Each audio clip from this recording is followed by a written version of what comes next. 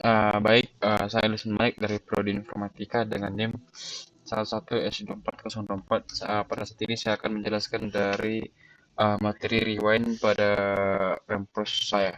Nah, yang pertama itu ada yang berupa ada tugas satu. Nah, saya mulai dari tugas satu. Nah, sebelumnya ada akademik. Saya menggunakan libs atau library yang berupa data mahasiswa, data mahasiswa yang berisi saya buat Panji, Kifran, lalu Doni, nama cowoknya ada saya buat Patricia sama Agustina. Nah, saya langsung masuk ke dalam praktikum yang pertama atau tugas yang pertama.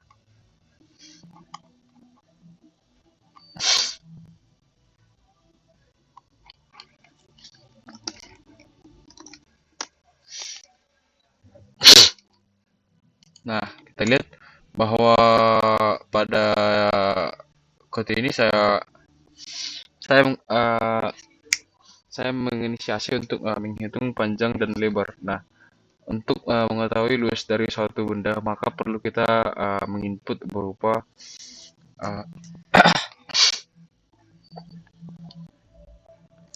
berupa uh, integer yang berupa panjang dan lebar. Nah, integer ini saya golongkan ke dalam integer A dan integer B. Nah, saat uh, kita pada saat menginisiasi kita diminta sebuah panjang berupa satuan sentimeter dan juga lebar dengan satuan sentimeter juga. Nah, saat kita telah memberi uh, satuan panjang dan lebar dalam integer, maka panjang dan lebar itu akan dikalikan karena di atas sebelum kita masuk ke dalam printf-nya ada berupa panjang dan lebar, maka setelah kita memberi input keduanya, maka keluar dari hasilnya akan berupa luas dari perkalian panjang dan lebar tersebut. Dapat kita compile.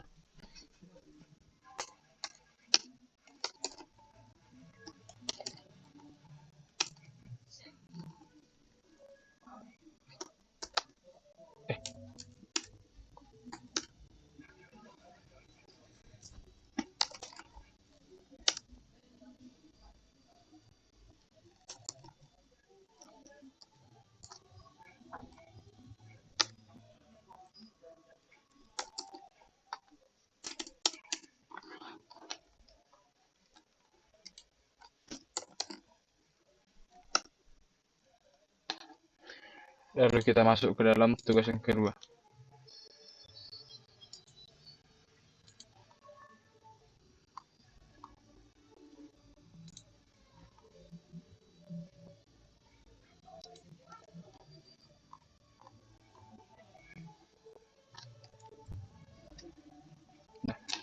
Pada yang tugas kedua saya akan menjelaskan bahwa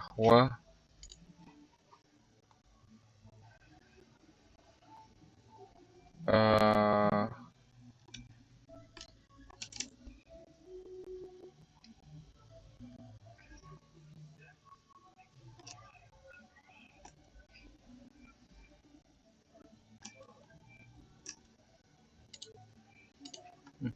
saya akan langsung ke tugas ketiga. Nah, pada tugas yang ketiga saya akan menjelaskan bahwa di sana ada pointer X dan pointer Y yang artinya nilai yang disimpan alamat ditunjuk ke dalam X, sedangkan Y sama juga, hanya bedanya diunjuk kepada Y. Nah, di sini ada integer A dan B. Nah, dideklarasikan dua variabel integer A dan B. Lalu kita lihat ada printf dan scanf yang menampilkan from A menerima input dan variabel A juga. Lalu ada input untuk variabel B, ini sudah benar. Lalu kita lihat ada tukar. Nah, ini untuk memanggil fungsi tukar dan mengirim alamat dan variabel A dan B sehingga nilai asli mereka bisa ditukar. Lalu ada penampilan nilai A dan B setelah ditukarnya. Kita coba untuk compile.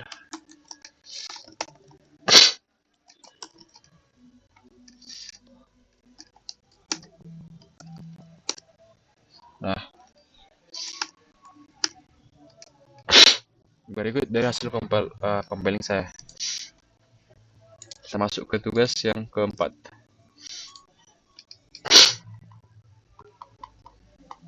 Nah, di tugas yang keempat ada include as. Ini seperti biasa, ini merupakan sebuah library yang berisi printf dan scanf. Nah, kita lihat ada fungsi cetak array. Nah, cetak array ini adalah fungsi void yang tidak mengembalikan nilai, yang menerima dua parameter. Ada integer array-nya yang akan dicetak, baru integer n, jumlah elemen dalam array-nya. Nah, fungsi ini mencetak setiap elemen dalam array yang diberikan, lalu dipisahkan dengan spasi dan diakhiri dengan new line. Lalu ada integer main-nya, integer main-nya 3, menyatakan bahwa ukuran array-nya adalah 3. Lalu dideklarasikan array data dengan kapasitas 3 elemen setiap integer. Ada printf array-nya, ini untuk mencetak text array, menggunakan looping for untuk menginput 3 angka dari pengguna yang akan disimpan ke dalam array data. Nah, kita compile.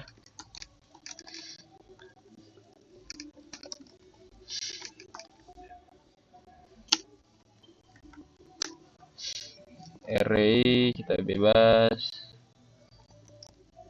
Nah, sekian dari penjelasan tugas keempat. Saya langsung ke tugas kelima. Nah,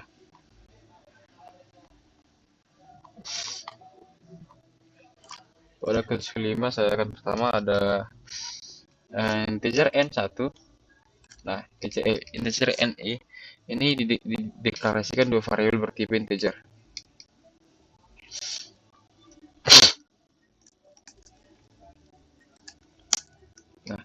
Nah, ini untuk menyimpan jumlah nilai yang akan dimasukkan. Ini digunakan sebagai variabel iterasi dalam for looping. Kalau ada float sum sama dengan 0 dan average. Nah, sumnya ini menampung jumlah semua nilai. Lalu average ini menyimpan berupa hasil rata-ratanya. Baru ada printf, kita masukkan kepada kita memasukkan jumlah nilainya, ada scanf, menyimpan ke variabel n, ada float array. Nah, float array ini mendeklarasi array dengan panjang n bertipe float, disebut juga variabel length array atau FLA. Lalu ada printf-nya, menampilkan pesan yang masukkan n sebuah nilai. Ini looping-nya berupa membaca looping dari penggunanya atau kita, lalu ada scanf-nya untuk bertipe float menyimpan ke elemen i.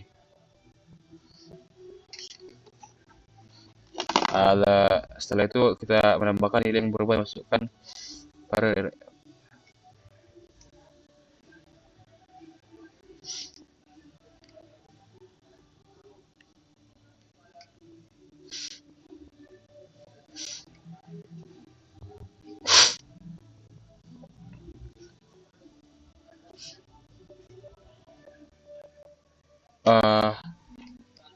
lalu menghitung rata-rata dengan bagi jumlah dengan jumlah nilai.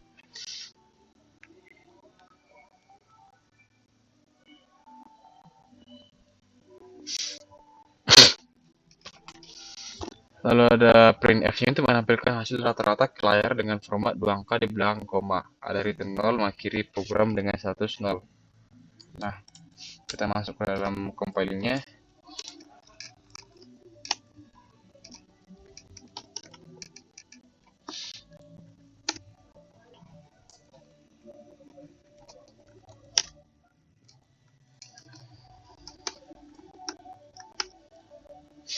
Berikut dari hasil compiling saya.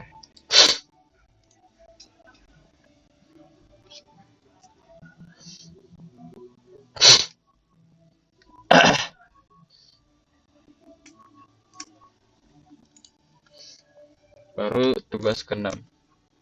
Nah, tugas ke-6 ini ada direktif preprocessor untuk menyertai ke file header-nya, ada integer faktorialnya untuk menghitung nilai faktorial, lalu ada kita lihat integer main untuk fungsi utama programnya, kita eksekusi mulai dari sini.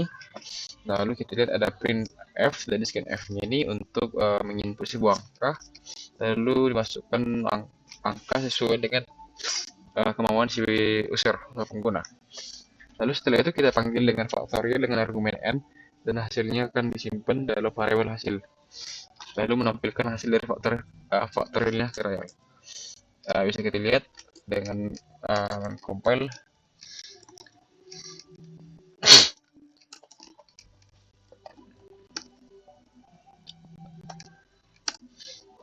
Masukkan n. Nah, berikut dari compiling saya tentang faktorial pada tugas ke-6.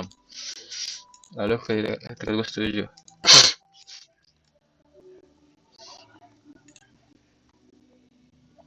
Nah, di tugas ke-7 ini kita lihat saya langsung masuk ke bagian konversi nilai ke hurufnya yang berupa dari mulai if. Nah, mulai dari if ke sini. Nah, ini menggunakan fungsi if else. Nah, kita lihat jika nilainya 85 maka kategorinya A. Sedangkan 75 ke atas atau 75 nilainya maka kan B. Seperti itu juga dengan 65 55. Maka kita lihat ini merupakan code untuk mengkonversi nilai kita.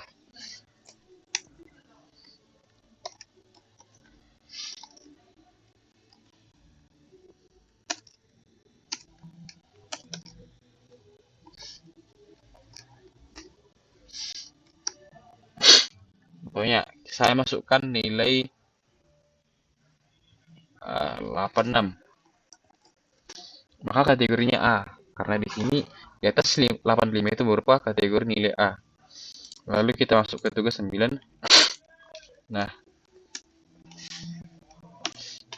di tugas ke-9 saya akan jelaskan penggunaan malloc. Nah, penggunaan di sini kita lihat bahwa ada penggunaan printf dan scanf-nya. Printf-nya ini berupa pilihan n-nya. Nah, n-nya ini berupa bilangan desimal. Nah, kita lihat ada integer pointer array yang disimpan di pointer integer dengan mallocation. Nah, ada integer array berupa 0, lalu printf-nya jika lokasi memorinya gagal maka akan dikembalikan ke 1. Lalu kita lihat ada penggunaan loopingnya. Setelah itu ini ada free array-nya ini untuk membebaskan memori yang sebelum dialokasikan. Ini penting agar tidak terjadi memori leak. Nah, kita compiling.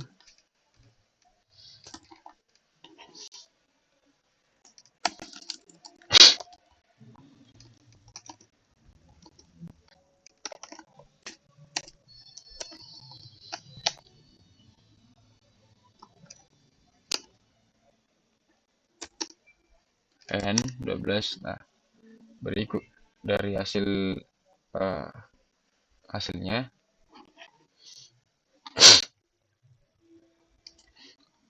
Saya akan masuk ke tugas ke-10.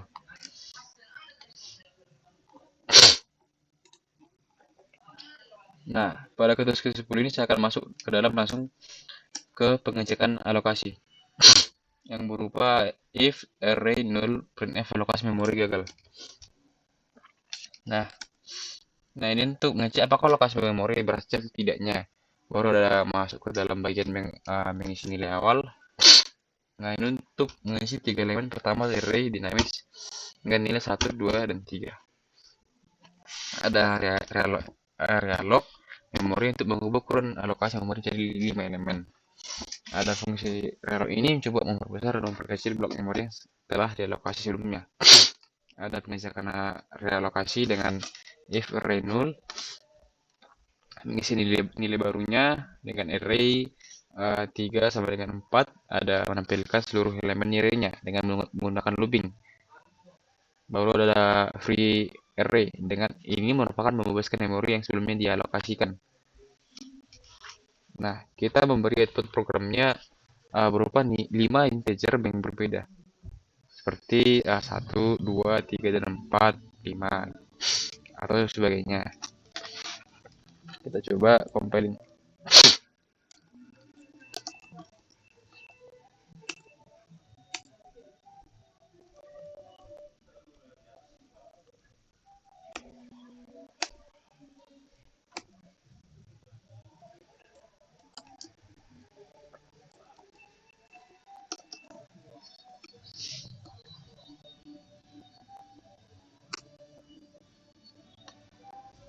ada kesalahan di ini.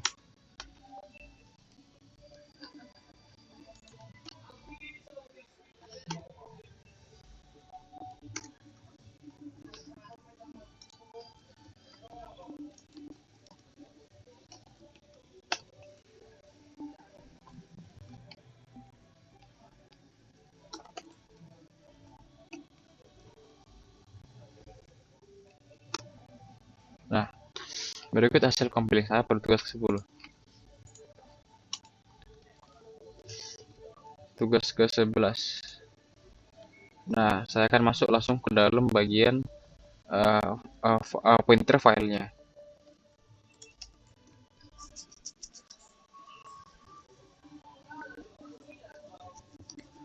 Nah, pointer file ini untuk menulis berupa char name, integer nilai, dan integer jumlah nilai.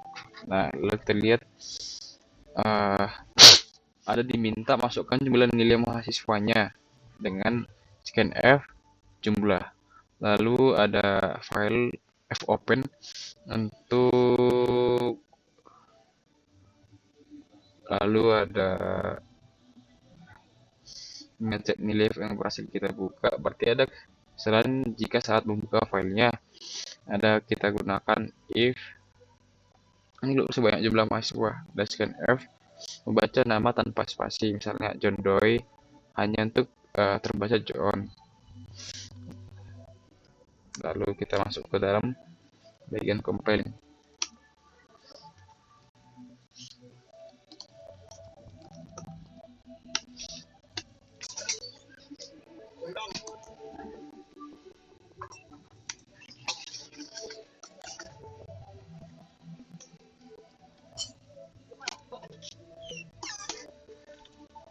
Saya maunya jumlah mahasiswanya ada 3. Di mahasiswanya saya buat M, masukkan nilainya ada 55.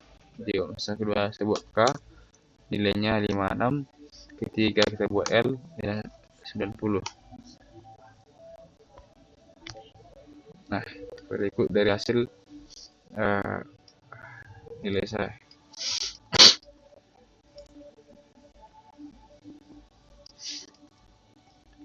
Lalu masuk ke tugas 12. Nah, kita buat ini mendeklarasikan pointer ke tipe filenya. Lalu ada file of open-nya untuk mengembalikan pointer ke file yang dibuka jika berhasil. Ada mengecek ada if file null, ini untuk mengecek apakah nih file berhasil dibuka. Kita masuk ke dalam compiling.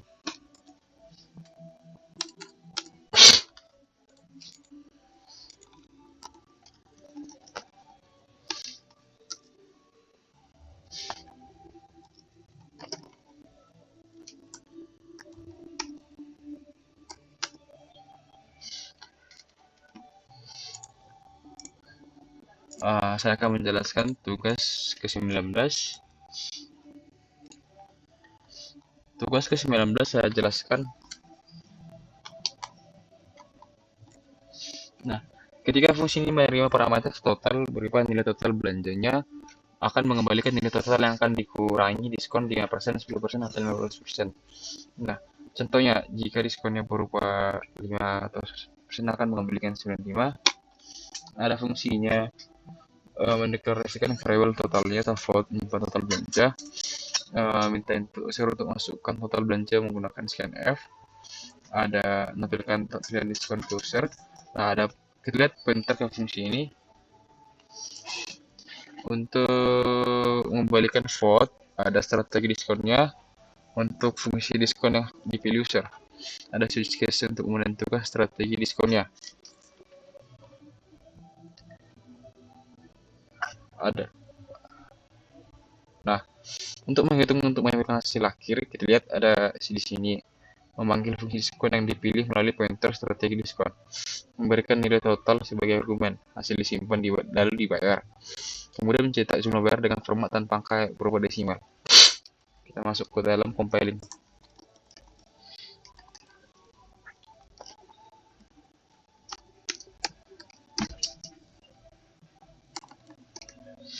Total belanjanya ada saya buat 3. Nah, diskonnya berupa 5, diskonnya 10% dan diskonnya 15%. Saya mau pilihannya 2, maka saya akan membayar 3. Baik, saya akan menjelaskan pada tugas yang ke-20.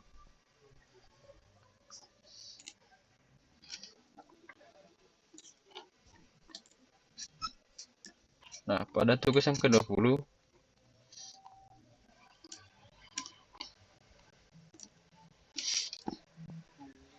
ada penggunaan struktur data mahasiswa yang di-include berupa studio H, studlet, dan string H.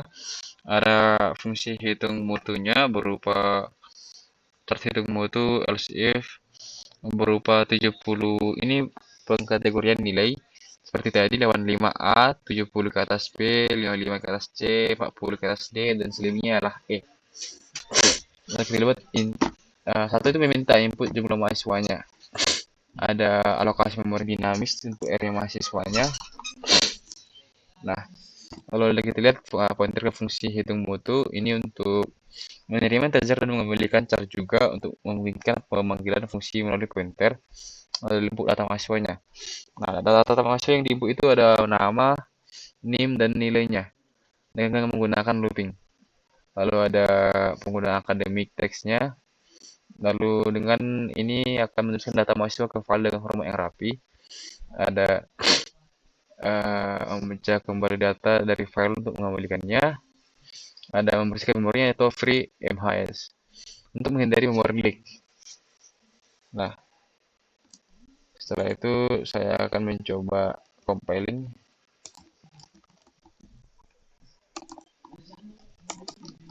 Tugas 20.